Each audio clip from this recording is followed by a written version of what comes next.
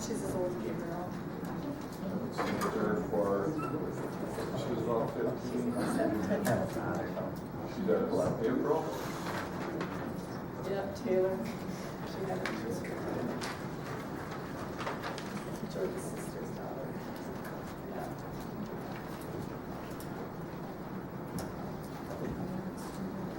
I get them four-wheelers from the top wire on there. Going down the road, Caleb was following me and the wire thing was, then it hit again. Yeah, that was Loaded it. through enough part, Caleb almost jumped. I could hear him yell. It always saw the fire coming.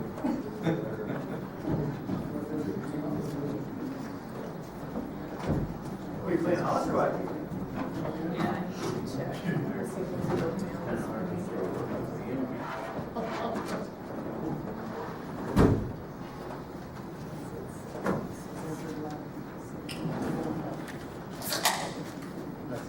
Jerry, do you ever have anything powder coated? What do you have? Who doesn't? First on the south of town, I think did most of the fences you see around town, these green fences that we've done.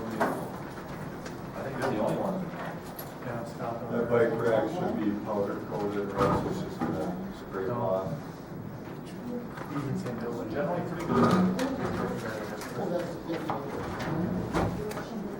Now, they used to be in that building that the city owns now.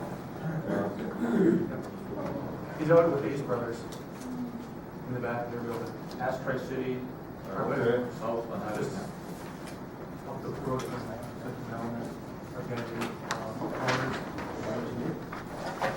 We'll talk to them. Make sure you all have your microphones ready so we can pick them up when we go on live.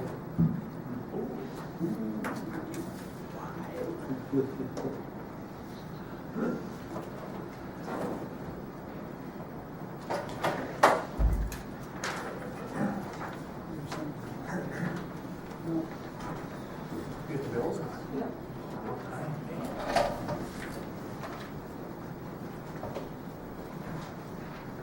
Time to spare.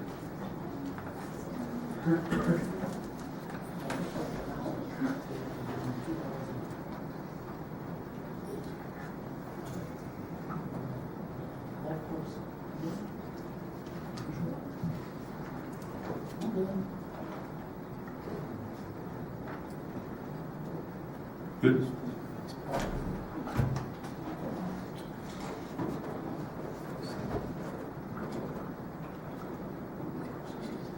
Good evening, this is a regular city council meeting of November 19th, 2012. We've got a quorum. Let's stand and say the pledge of allegiance to the flag.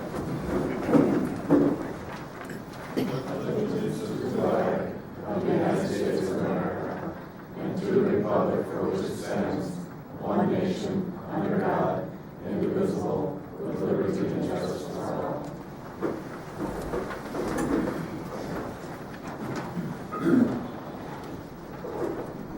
Approval of the agenda. Approval of the agenda is posted in accordance with the open meeting law and herein placed all agenda items on the table for discussion. And we have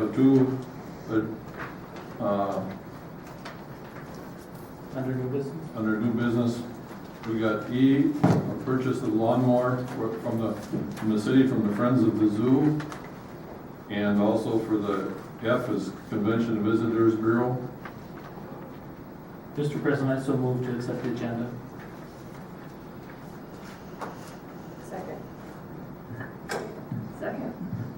We got a motion by Alderman Crowder, second by Mayor Van Riesingham for the approval of the agenda. Any discussion? All in favor say aye. Aye. Opposed, same sign. Motion carried. Approval of the minutes. A copy of the minutes of the special work session meeting of November 5, 2012, and the regular meeting of November 5, 2012, and the canvass of election minutes of November 7th, 2012 are enclosed. What's the wish of the council? Mr. President, I so move for the acceptance. Second. We got a motion by Alderman Crowder, second by Mayor Van Riesingham for the approval of minutes. Any discussion? All in favor, say aye. Aye. Opposed, same sign. Motion carried. Approval of bills, Mr. Otremba. Thank you, Mr. President. We'll start with the bills for the last half of November 2012, on page 1.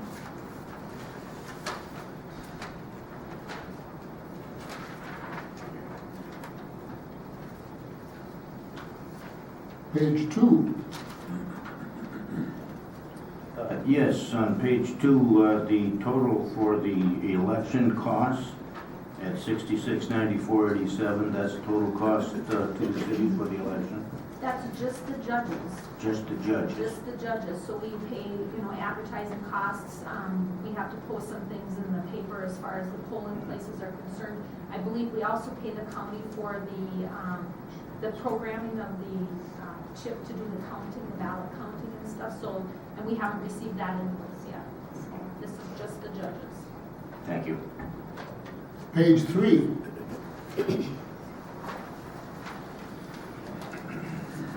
Mr. President, on page 2, Lori, for Wetzel office, the 1,400, is that just general? Routine legal Routine. fees.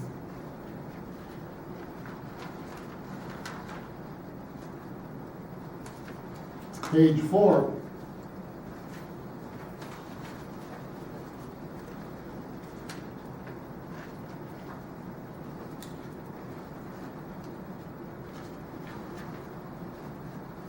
Page 5. Now on page 4, that Kennedy, that legal fee is $7,500. What else are they working on? Or am I seeing that wrong? On the very top, Yeah, that's the electric, It's only 83.25. Oh, I see. I'm looking at that wrong. Sorry about that. on page 5 yet? Page 6.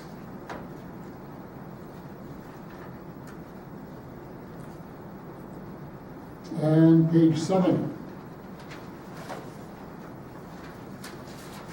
Mr. President, I make the motion that we approve bills for November, approve checks number 84768 to 84904, totaling $274,353.96. Second it. Got a motion by Councilman Otremba, second by Councilman Goshek for approval of bills. Any discussion? Lori, there isn't a void anymore? nope, we have a laser printer, we do our checks on laser print now, so we don't have to void the first check. And it looks good this time. Yeah, yeah. You must have got rid of the glitch. No. Any more discussion? All in favor, say aye. Aye. Opposed, same sign. Awards, donation, presentations, we don't have any this month, this week. Consent agenda. Consent agenda consists of the animal control report, October 2012 received, antenna agreement, Central Minnesota Ethanol Co-op approved, application temporary on-sale liquor license, Sister City Committee, Linden Hills approved, application for exempt permit, Little Falls Convention and Visitors Bureau raffle approved, cable TV review board minutes, August 2012 received, fire department report, October 2012 received, Heritage Preservation Commission minutes, November 2012 received, Housing and Redevelopment Authority minutes, October 2012 received, Little Falls Area Recreational Complex Task Force minutes, October 2012 received, on sale, Sunday and off sale liquor license, Johnny C. Sports Bar Incorporated approved, Public Works Department report, October 2012 received, Sister City Committee minutes, October 2012 received, temporary roadway closing permit, parade permit, Little Falls Convention and Visitors Bureau, Little Falls Business Association, sleigh rides, Winter Wonderland approved, water treatment facility report, October 2012 received. Is there any that wants to be discussed? If not, I'll entertain a motion. I'll make the motion to approve. Second. Got a motion by Councilman Goshek and a second by Councilman Hensel for the approval of consent agenda. Any discussion? All in favor, say aye. Aye. Opposed, same sign. Motion carried. No public hearings or lettings. Old business, amend to quotation, well for rehabilitation trout wells. Jerry. Thank you, Council President. Back in September, we awarded the quote of $20,495 from Trout Wells on Way Park to do the rehabilitation for well number 4. They bid it based, bottom line is they bid it based on 15 feet of screen inside the well casing. It turned out to be 35 feet. It took up more acid, more time. The final number is $27,524.50. It's an increase of $7,029.50. Now, the increased hourly rate and the chemicals are all at the same unit price bid. The only two items that, again, until you pull the pump, you don't know it. There was an 8-inch flex hinge check valve that had to be put in new. That was $870, and 136 feet of 1-inch PVC sound tube at $272. Those two items were the only things that were not included in the original bid. So it just took more chemical and more time to treat the well than was originally estimated. Therefore, we're asking the council to amend the quotation from Trout Wells. I'll make the motion, Mr. President. Second. Got a motion by Alderman, or Councilman Motremba, second by Mayor Van Riesingham, to amend to quotation for well number 4 rehabilitation. Any discussion? That used to be my favorite well. That produced 900 gallons a minute, something like that, the old days. Yep, that's a 1952 vintage, so it's been there for a number of years. Under the rehab, when it was done, it's not quite 600 gallons a minute that we're gonna get out of it now, but it's slowly declining over the years, Urban. It's to the point, at some point, we're gonna have to look at a new location or another well. I mean, that's what's happening. Jerry, can they go over a quote, a certain percent, or? Well, it's based on time and material when you're here. If it be Trout or anybody else, it would be handled in the same manner. They took the Minnesota Department of Health report, which actually shows 15 feet of casing on it, 15 feet of screen on it, and that's what they based their bid on. And when they pulled it, they could see that it was more, so they had to adjust the chemical and the time. Any more discussion? All in favor of that motion, say aye. Aye. Opposed, same sign. Motion carried. New business, generator lift station 2. Jerry. We talked a little bit about this in the work sessions earlier. Lift station number 2 is the main lift station on the west side of Little Falls. It's 1985 when that was installed. It currently has a electrical grid system that can feed the lift station from the west side. It also has 2 electrical lines that go laying on the bottom of the Mississippi River from the west side to the east side. On the east side, one of those electrical lines connects into the main grid electrical system. On the east side, the other one goes into the generator. There used to be 3 lines. All 3 lines were built the same way. One of those lines was a communication line that was ripped apart for some reason, whether it was a log, whether it was an ice flow, whether it was a boat motor that connected on it. The water is so low on the Mississippi River right now that you can see the other 2 lines, and you can see where the one has a nice bend in it already. Our concern is that as low as the Mississippi River level is, come next spring, there's sections of that river that are going to freeze solid right down to the bottom, and it will go and freeze around this, these other 2 cable that are there. One option we have is to put a generator in. We did look at directional boring. We did look at putting some other lines in overhead. They're all in excess of close to $200,000 or more. We're recommending to go with a generator. We're requesting permission from the council to advertise 4 bids for the generator. We're expecting it to be $150,000 or less. We know now that a generator of the size that we need is about $85,000. If we get it from Ziegler, we'll go out for bids. It could be Ziegler or Equal, doesn't have to be. We need authorization to go in that direction with the intent of having this in place before next spring. What's the wish of the council? I'll make a motion to pursue this. Second. We got a motion by Councilman Goshik, second by Councilwoman Doucette to pursue the generator lift station 2. Any discussion? Jerry, and Jerry mentioned the fact that the critical muffler will help with the noise conditions since lift station 2 is within residential area. Yeah. How close is it to, which way, north, south? There's houses on each side of the west side lift station within 50 feet. So we actually drafted a letter. If we go down this road, we're going to send a letter out to the people in the neighborhood and inform them of the need to have the generator. The critical muffler just quiet, makes it more quiet. It's not going to be silent like it was before. The good thing is the generator would be tested once a month like the sirens are, and then it would be just on an as-needed basis. Right.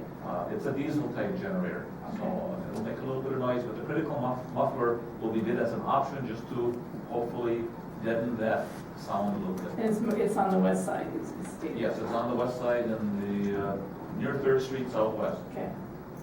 It's good to know that, to know where the phone calls will come if this thing goes on. Well, it's not like it's gonna run 24 hours a day, No. 7 days a No. week. No, it's if it's, power only outage, if it's 50 needed. so. Correct. When the west side lift station was built, it was done, was designed, Tolsky, Ball and Anderson, I believe, in the 80s, not related to this Anderson. But they had 3 power sources because the size and the amount of water that goes through the west side, you only have a 15 to 20 minute response time. Another source of power has to be there to keep those pumps going, or you're gonna have sewage in basements. So it's critical that we have a generator or some means of having an alternate power source. If the west side grid goes out, what are you gonna do? So it's been good for since 85, what is that, almost 38 years, 33 years. But we've never had the river this low either. 27. 27. His math is a little bad. Any more discussion? The trade-off on that seems to be very worthwhile. A little bit of noise for a few days versus several feet of sewage in your basement. Yes. I guess so. No, I agree. You need something to listen to if you're gonna power right now. All in favor of this motion, say aye. Aye. Opposed, same sign. Motion carried. Loan extension, Ameritrac Fleet Solution. Again, back in 2004, the city approved a loan with Ameritrac Fleet Solutions. They were located in downtown Little Falls. After a period of time, the building that they were renting, the owners of the building needed to occupy the full building for their business, and so Ameritrac had moved out of town. When their loan ballooned, the city agreed at that time to continue extending their loan in 1-year increments. We definitely get more interest on the loan than we would if we had the money sitting in a checking account or in the bank in some kind of investment. And the agreement by the council at that time was they wanted the balloon to come back to the council every year to make sure that they were current with their payments, and which they are. They've been a very good company to deal with. So we would recommend that you would extend the loan again 1 more year. I believe they, let's see, this would be 13. There'll be 1 more extension after this, I think 1 or 2 more. So they've been making their payments on time. It's been a good business for us. They can't have a very big balance right now. No, they don't. What's the wish of the council? Mr. President, I so move. Second. Got a motion by Alderman Crowder, second by Mayor Van Weesingham for the loan extension to Ameritrac Fleet Solution. Any more discussion? Where are they located out of town? They are in the Ace Brothers Welding Building, south of town, Prism and Ace Brothers out that direction. Any more discussion? All in favor, say aye. Aye. Opposed, same sign. Motion carried. Resolution 2012-80, call for a public hearing to adopt final assessment roll of 367 on 5th Street Northeast. Thank you, Council President. The resolution that's in front of you would call for the public hearing in December here. The project on 5th Street Northeast was the installation of the water line with the service lines from 7th Avenue to a point approximately 250 feet south of 7th Avenue up to where the railroad track. So the water main was installed. The people who had petitioned it have been connected. This resolution sets that public hearing, and we can mail out the notices and finish the project. What's the wish of the council? Mr. President, make a motion to Oh, adopt we can do, yeah, okay, resolution 2012-80. okay. Second. We got a motion by Councilman Hafler, and second by Councilman LaTremor for resolution 2012-80. It's a resolution, I suppose we have to call roll. Crowder, Yes. Bushik, Yes. Doucette, Yes. Van Ryslingham, Yes. Clinker, Yes. Goya, Yes. Otremba, Yes. Hamfler. Yes. Resolution 2012-80 carries. Planning Commission recommendations. We got a few variances here. Are you handling it, Jerry? Yes, one variance and 8 rezones. The first public hearing that was held last Monday was a variance request by Pine Grove Manor. They had requested to install a smaller shed for bike, and the planning commission, after the public hearing, no one spoke against it. One person spoke in favor. Since it's zoned multifamily R3, there's a limit as to how many square feet of accessory structures can be on an R3 piece of property. Planning Commission is going to recommend approval of that with the findings of fact listed in your council packet on page 23. The demographics for the Pine Grove Manor itself have changed over the rules. When the manor was first built, it was a senior subsidized housing. Now it is subsidized housing open to all ages. The average age of the tenants has decreased. Bicycles, if they're placed within the manor, would cause a fire hazard and potential hazard during emergency exits. The new shed that they're proposing to build would be just to store bicycles, so they're not inside the manor itself. The new shed will not alter the character of the neighborhood, complies with the city's comprehensive plan, is an allowable use in a multifamily R3 district. So with that, the planning commission is recommending approval. What's your wish to the council?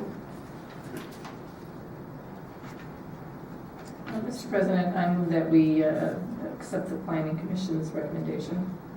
Second. Got a motion by Mayor Van Ryslingham, second by Councilman Boyum for the variance for Pine Grove Manor. Any discussion? Jerry, on the map, is it that small section in the center of the map? Yes, that small section in the center behind their existing, an existing garage. So you're gonna see it off the avenue if you drive slowly, otherwise you won't even be able to see it. Any more discussion? All in favor, say aye. Aye. Opposed, same sign. Motion carried. Rezone vacant school property easterly of 18th Street Northeast. Again, thank you, Council President. This property is owned by the school district. It's north of Walmart, easterly of the 18th Street Northeast, which connects, which is the new road we just put in a few years ago. The current property is zoned PUD. The planning commission is recommending that it be zoned I2 because there are no buildings on that property. It's vacant property. It cannot be a PUD by our own definition. So the recommendation is to approve the zoning as an I2 with the findings of fact listed in your packet. Findings of fact are that it was annexed into the city in '87, was rezoned to a B2, then it was rezoned to a planned unit development, currently being used as agricultural land with no improvements or buildings on it, and it is vacant. And planning commission is recommending that you zone it in I2. What's your wish of the council? Mr. President, I so move. Second. Got a motion by Councilman Hafler, second by Councilwoman Doucette for rezoning vacant school property easterly of 18th Street. Any discussion?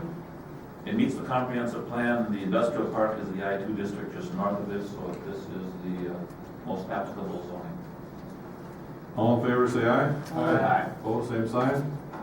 Rezone vacant school property westerly of 18th Street Northeast. Again, very similar to the one that we just approved earlier.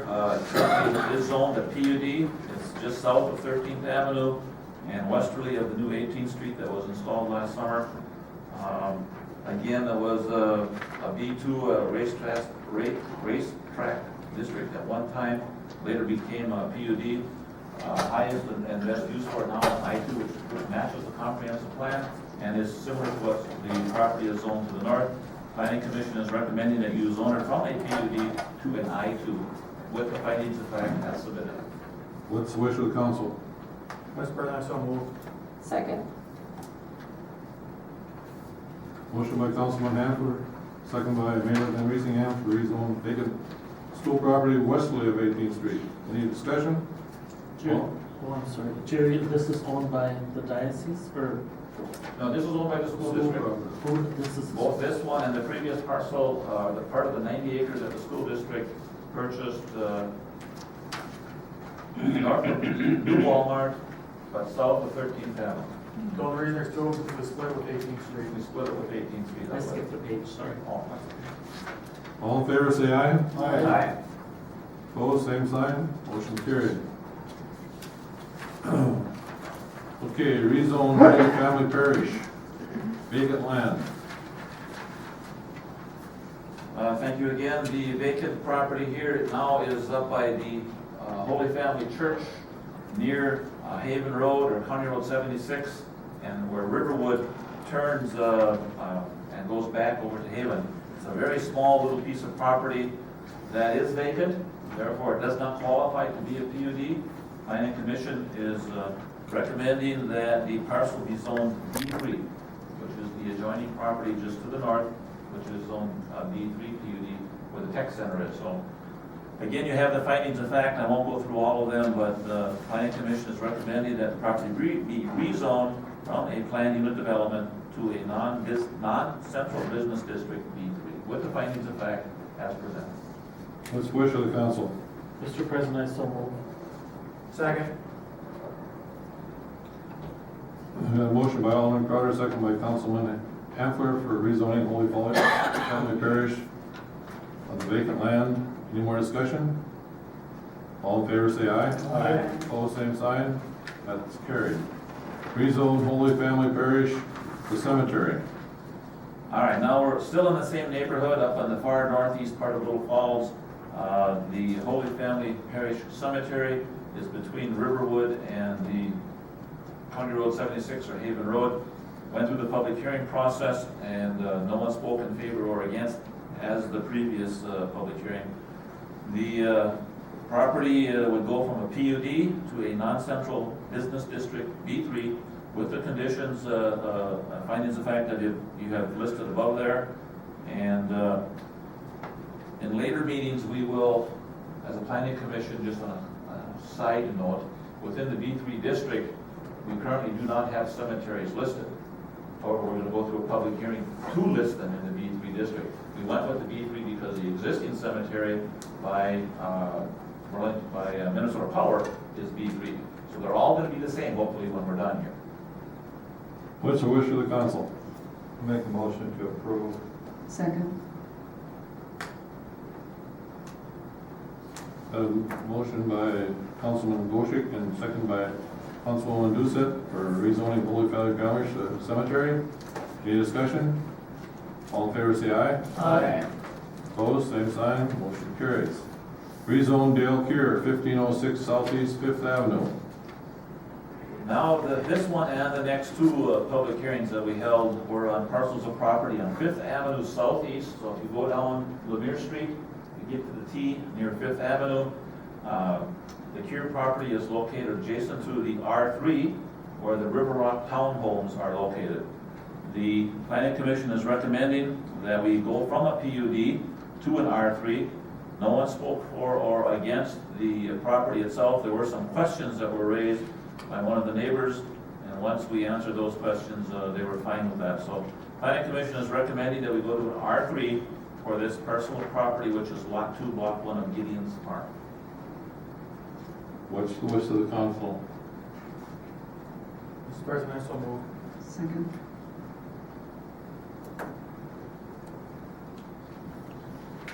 Got a motion by Councilman Hanfler, second by Councilwoman Doucette for rezoning Dale Cure, 1506 Southeast Fifth Avenue. Any discussion? All in favor, say aye. Aye. Opposed, same sign. Motion carried. Rezone Nathan and Lisa Scoveland, 602 Lemire Street. Thank you. Again, we're on Fifth Avenue Southeast near Lemire Street, Lot 1 of this, look at the legal description. Lot 1, Block 1 is next to the Cure property. Again, to the north of this property are the apartments, even though it's zoned B3, you have apartments to the north, you have apartments in the River Rock Townhomes. Planning Commission is recommending that we go from a PUD to an R3 for this parcel also. What's the wish of the council? Mr. President, I move that we would move or rezone Nathan and Lisa Scoblin property from a PUD to an R3. Is there a second? Second. Got a motion by Mayor Van Reesem, second by Councilman Hensel to rezone Nathan and Lisa Scoblin, 602 Lemire Street. Any discussion? All in favor say aye. Aye. Opposed, same sign. Motion carries. Rezone Jerome Barrett, 1706 Southeast Fifth Avenue. This was the last public hearing that was held last week, Tuesday. It's again Lot 1, Block 2, currently zoned to PUD.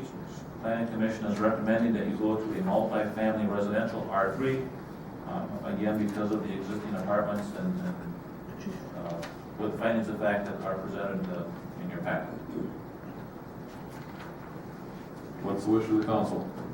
Mr. President, so moved. I'll second.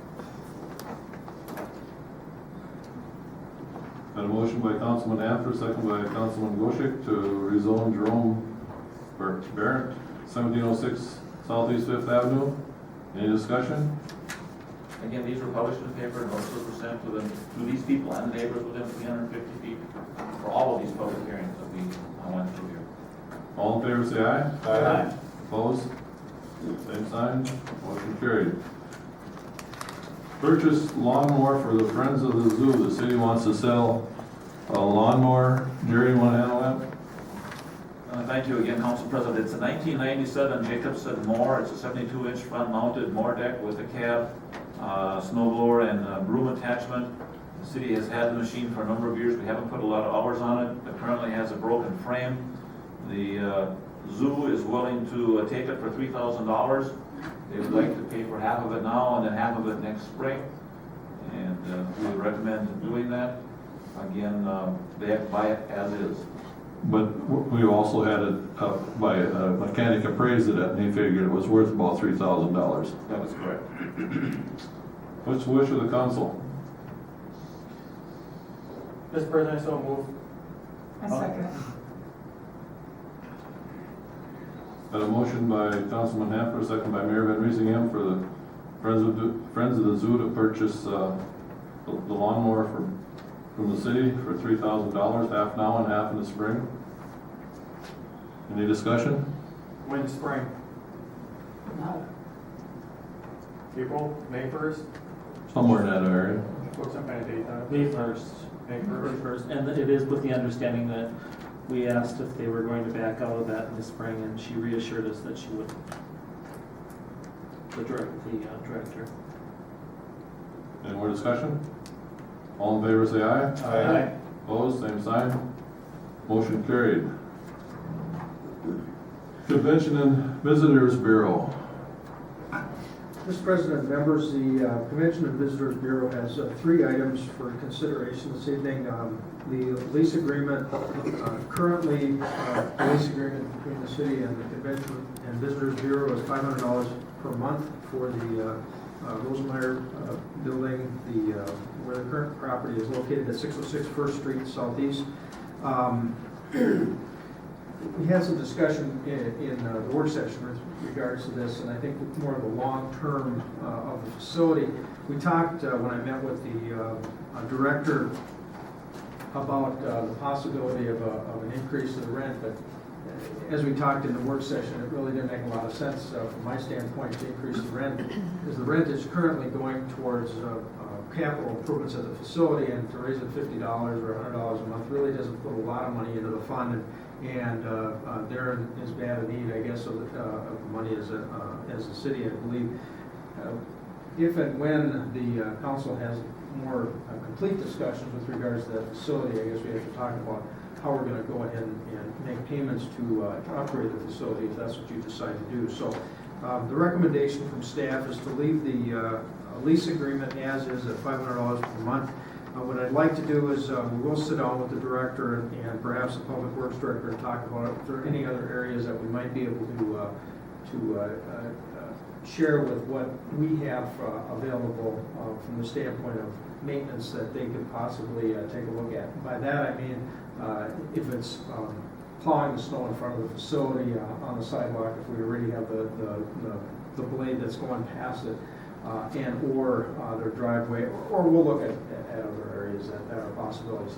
Not to a huge extent in that regard, but if we're already in the area or we're already driving by it, I don't think that would be too unusual. If it becomes bigger than that, we'll certainly come back to you and have some further discussion, but if you give staff a little bit of latitude on that, we'd appreciate that. That's on the lease agreement. The second item was a tourism and promotion agreement. We would need to change dates on it, obviously, but there's a provision in the agreement that talks about the CBB receiving up to $117,070, and after that amount, it's a 50-50 split. What staff is recommending that that 117,070 be changed to 125,000 so that the CBB would receive everything, 95% of up to the 125,000 that we received, and then the 50-50 split after that. What it would do is the CBB would receive about $3,600 based on the current amount of money that we're receiving from the tax that's out there. The 5% is used for administrative work. It's allowed under statute. And then the third item was the advertisement in the visitors and relocation guide.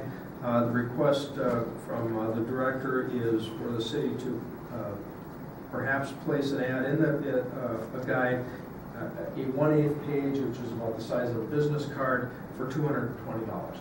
That money could come either from the mayor and council fund or the administrative funds that we already received from the tax that's out there for the lodging and restaurant tax. So those are the three items that we talked about. If you go ahead and make the decisions on this, we'll go ahead and get the contracts put together and signed. And there would be 2 quotes on any kind of improvement? Right. I'm going to look back at what the city has a policy as far as purchasing goes, but when I talked to Chris, the director, she had received a quote for some electrical work on the facility. I think it was like $3,300. I asked her to provide another quote. What I'd like to see is at least 2 quotes for that type of work. There's some occasions that we have work done. For instance, let's say the water plant or the waste treatment plant. There's a certain electrician that does that work all the time, and we don't go off quotes for that type of thing.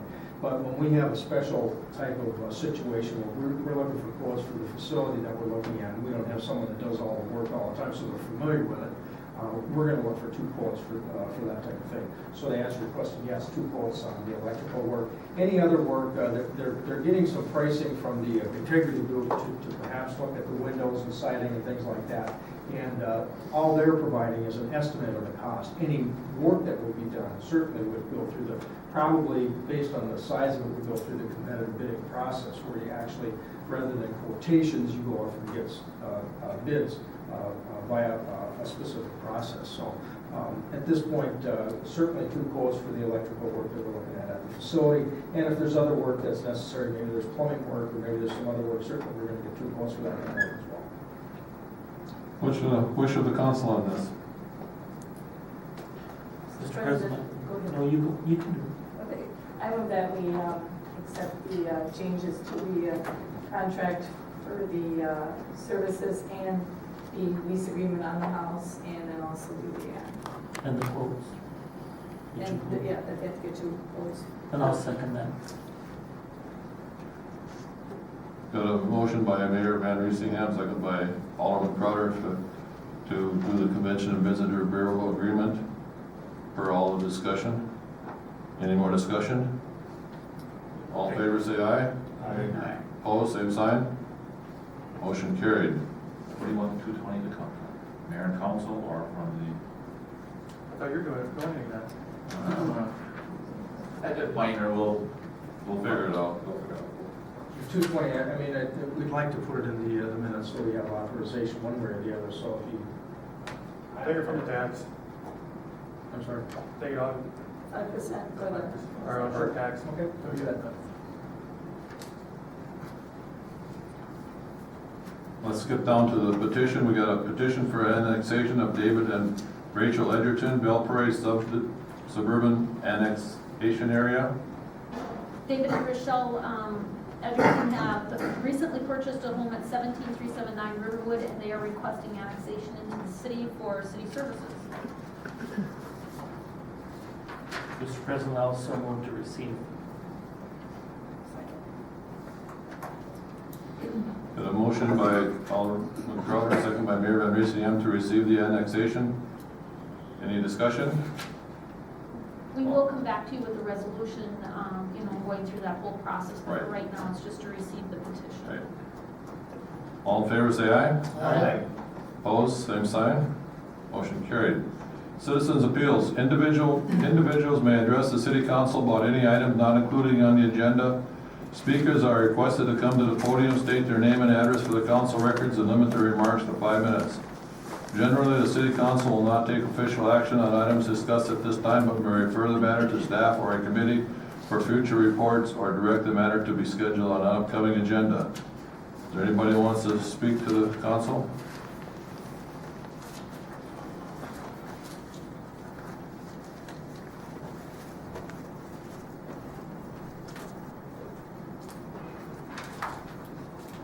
Good evening.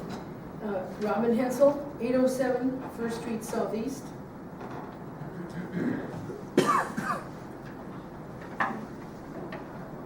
In mid-September of this year, I had a conversation with Major Donovan. It is interesting and almost laughable that Major Donovan of Camp Ripley stated that our peace groups would be bullying Camp Ripley if we continued another demonstration against drones in front of that base. They have all the weaponry. We had only signs, flags, and a determination to educate the public as to the dangers of drone use by the military, and I might add the police departments as well. All of our events are peaceful and educational in nature. The public is always invited, and we always offer food free of charge to everyone in attendance. These are the words of Colleen Rowley, my good friend, from a recent conversation I had with her. If there's one thing I've learned these past few years, it's this, that almost nobody is or even capable of being altruistic in the sense of caring about what happens to others in faraway lands.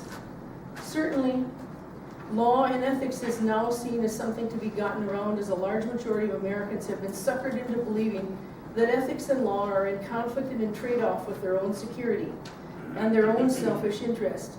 This is why 85% of Americans now favor drone bombing, and why 60% favor the use of torture, as well as a majority in the U.S. now beginning to favor war on Iran. Not even the killing of children in Pakistan, Afghanistan, Yemen, etc. is of concern to most, not only the 1%, but also the 99% of Americans. As the response by Petraeus and other war hawks is false trade-off, better their children than ours, right? It's their parents' fault we have to kill them, etc. The truth, of course, is that unlawful, unethical actions are always going to come back and bite their perpetrators in very pragmatic fashion. If not now, at some future point. The flip side of this golden rule is reap what you sow. The two go hand in hand, and only when people become so full of exceptionalism and arrogance as to think they can play God and depart from the golden rule, i.e. that their Jesus wants them to kill foreign people, etc., does an entire mass population seriously go off the tracks like this. There is probably no better example of this opening of Pandora's box, breeding contempt for the law and all ethics, than President Obama's arrogance in playing God through his kill list. Because of this natural human affinity and loyalty for what is closest to us, however, it's incumbent for us to constantly make others aware of how this killing, torturing, and dominating through threats of killing of others has this boomerang effect, is direct on our lives. When systems are deliberately created so as to build in revolving door conflicts of interest, War Made Easy through the all-volunteer poverty draft and war costs on credit card, it's especially incumbent for all of us to fight back by revealing to other Americans how they themselves are or will be hurt.